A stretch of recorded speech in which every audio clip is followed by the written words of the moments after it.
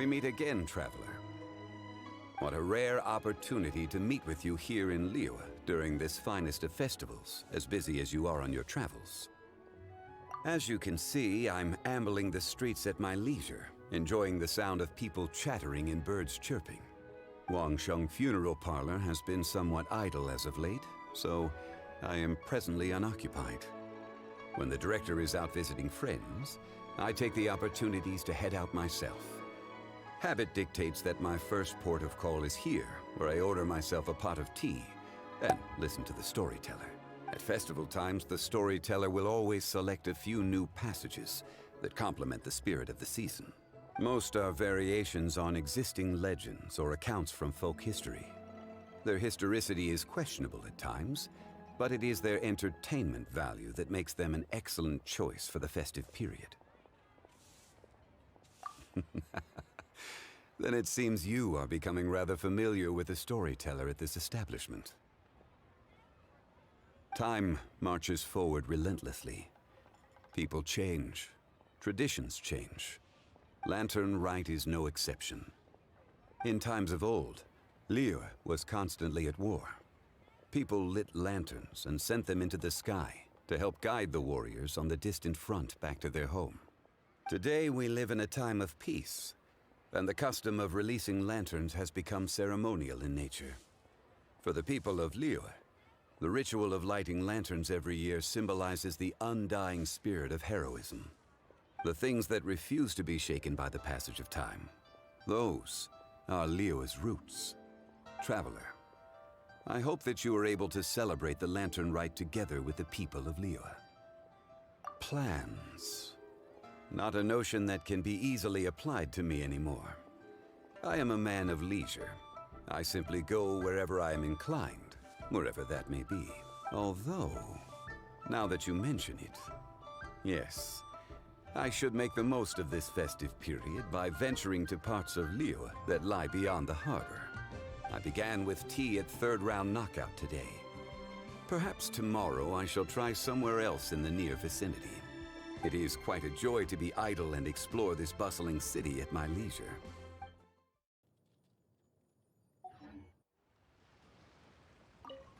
Oh, you're here. I do apologize. Another matter was occupying my mind just now. Hanfeng's Ironmongers has a long history. Ownership has been passed down from generation to generation, and today it is known as the most reputable blacksmith in the land. The art of forging prizes precision and diligence. The tasks of forging weapons and processing ore require a great deal of time and patience. To most, the sound of iron being struck with a hammer is loud and intrusive. But to those who appreciate this art form, it is like the toll of a bell, breathtaking and transfixing. The sound of metal clashing with metal causes one to fall quiet, calms one's spirit, focuses one's attention, and then, with a mind emptied of unwanted thoughts, devote oneself fully to the work at hand. Any talent I possess comes not from natural inclination, but out of necessity. In times of war, weapons are indispensable equipment and highly sought after. The wondrous ley lines of Liyue produce all manner of exquisite ore. It follows naturally that distinguished artisans and prized wares arise in response. But I have always thought that a craftsman's ingenuity is far more valuable than any precious stone. The most accomplished in their craft do not limit themselves to working exclusively with rare ores. Well, traveler, after your long sojourn in Liyue, I trust you will have heard of the houses of Qin and Yun. The House of Qin is a long-established name in the art of forging. To this day, their descendants continue their craft. The House of Yun did not limit themselves to this craft. They branched out into many different disciplines and districts. Their descendants today still uphold the work ethic taught within their family for generations. Even ostensible perfection can oft be improved upon through diligence. This has contributed towards their excellence in numerous fields. Ah, so you are acquainted with Miss Yun? Yes, The talented Yun Jin of Liyue operatic fame is indeed a descendant of the historic House of Yun. Her ancestors changed professions long ago. It was her father's generation that dedicated themselves to the performing arts. In this day and age, the Yun family's history has been forgotten, and nobody knows of the connection they once had to the art of forging. The evolution of families over the ages has been a profound force in shaping Liyue's history. While you're here, if you have the time, you may find learning about the human history of Liyue to be illuminating. Much that you might want to know can be found in books. Even books change over the generations, causing discrepancies between their contents and the historical facts. But books can function as a mirror for humanity. Reading is the noblest of pastimes. There is always some benefit to be derived. You can feel the heartbeat of the world. Ah, I wondered if I might run into you again. This makes the third day in a row. Perhaps it is fate rather than coincidence. Yes, after our conversation yesterday, I thought I might visit the Bookhouse and see what constitutes popular literature these days. Indeed. Traveler, do you know anything of the origins of books in Liyue? First, people ground wood into pulp to make paper. For ease of reading, they began binding sheets together to make what we now call books. Later, they developed movable type printing to improve the speed and quality of production. Eventually, the technology developed to the point where books like those we see here can easily be produced in great quantities. There has been a proliferation of literary genres and works since that time. Traveler, is there any book from Liyue that has made a particularly strong impression on you? Oh, so you've read it too. The author does not lack for ideas. Sometimes they move in strange directions, and even I cannot claim to fully understand their meaning. But it makes for fresh and interesting reading material, a lot like reading somebody else's biography. Gods and adepti are far removed from the mortal experience. That they are difficult to portray in writing is no surprise. It is true that the Geo-Archon Morax would journey in the mortal realm from time to time. But there was not quite so much ostentatious shape-shifting as the books would have you believe. When the goal is to wander the streets undetected, donning an overly elaborate disguise is somewhat self-defeating. Such discrepancies illustrate the difference between history as it happened and folk accounts based on hearsay. The value of reading accounts penned by others is in the chance to view the world through their eyes. It is very often an unfamiliar sight, though never an uninteresting one. Ah, yes. A memorable work indeed. I have heard that this is an unpopular book due to its often impenetrable prose, and yet the Yakshas described in it are real historical figures. They were loyal servants of Liyue. They lived through a bitter war and sacrificed much. All of Liyue, from harbor to chasm, is indebted to the Yakshas for their protection over the years. I believe you have seen one of these Yakshas in the flesh. Yes. These days he often appears at Dihua Marsh. He is given to solitude, but I suspect that he would not turn away a reliable companion such as yourself. Should you happen to see him, please, pass on my season's greetings. Or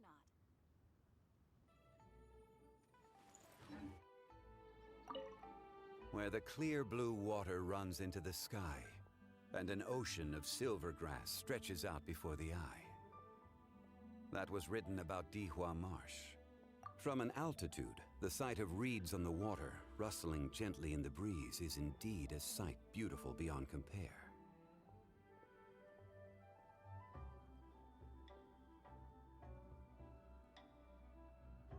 Wangshu Inn is located in the heart of Dihua Marsh and provides the finest in both food and scenery. It is no wonder that travelers are fond of staying here.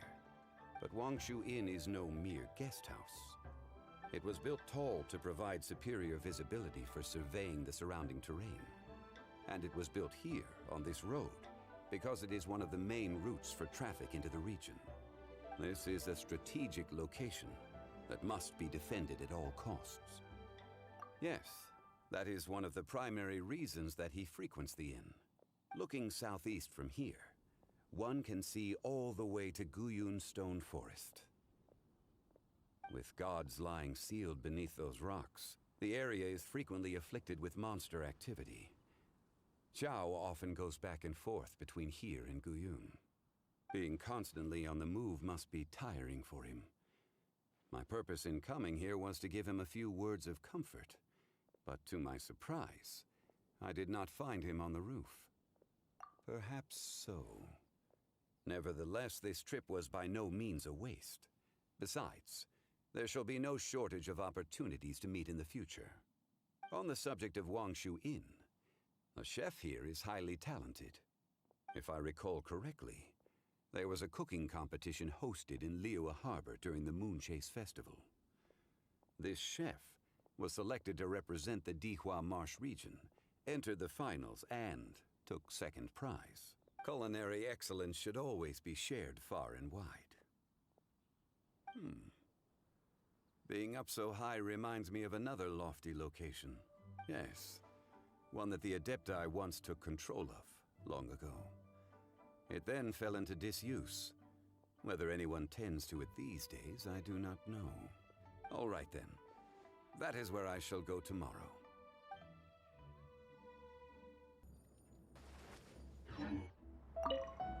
Here above the clouds, where the moon sets and the sun rises before your eyes, one's sense of time becomes indistinct.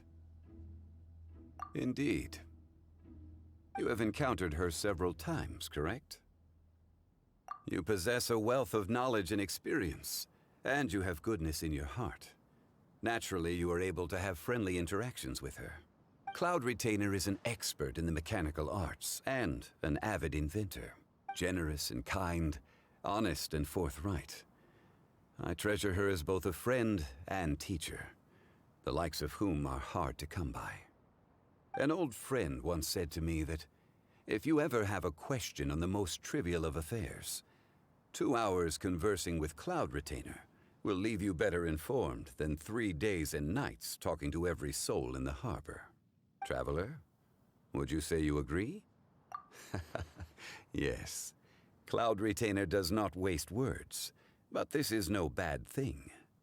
She may say that she prefers to keep her distance from the mortal realm, but in fact, she cares deeply for humanity. I believe I have gazed at the mountains long enough. Time for a change of scenery. Tomorrow. Yes. Perhaps I will head further north.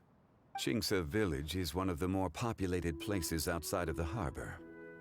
I think I shall go there.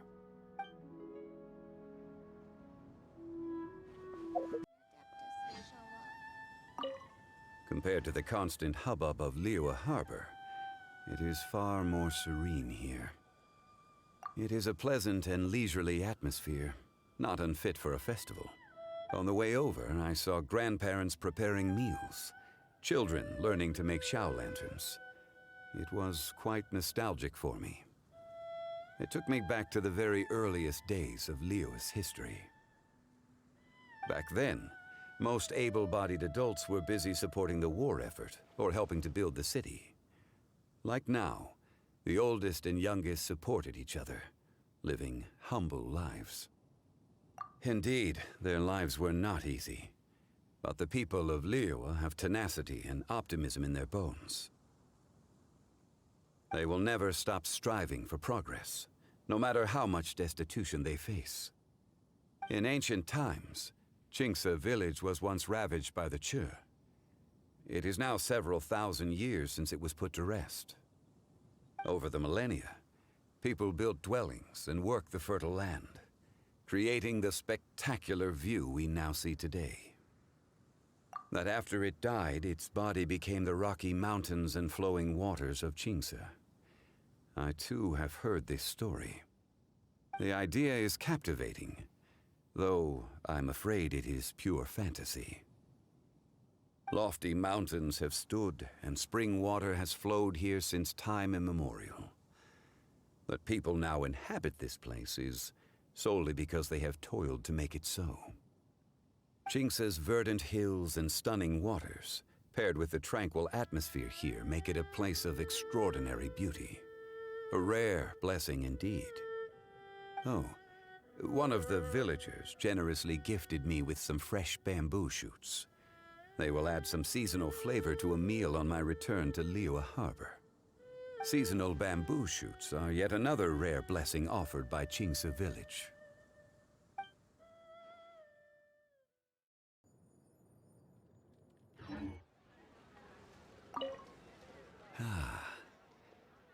This year's Shao lanterns and fireworks seem more exquisite than ever. Yes, after a most worthwhile journey. Had I not heeded your advice, I fear I may have missed out on the scenes I saw. Thank you, traveler. Liyue's beauty always gladdens my heart.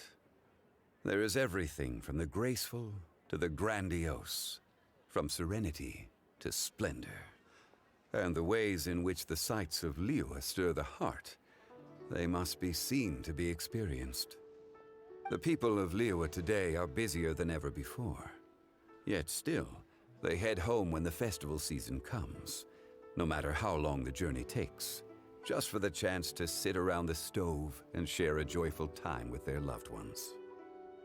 Even a glimpse of Liyue's scenery on their homeward journey can serve to comfort their spirits. Traveler, this view belongs to you as much as to anyone else. Though your journey ahead may be long and much awaits for you to accomplish, I hope that each time you return to Liyue, sights such as these will put your mind at ease. A safe haven between the mountains, a warm glow that guides you out from a dense forest. Like the stars in the sky, may the lights of this city always shine for you, traveler, even from beyond the clouds.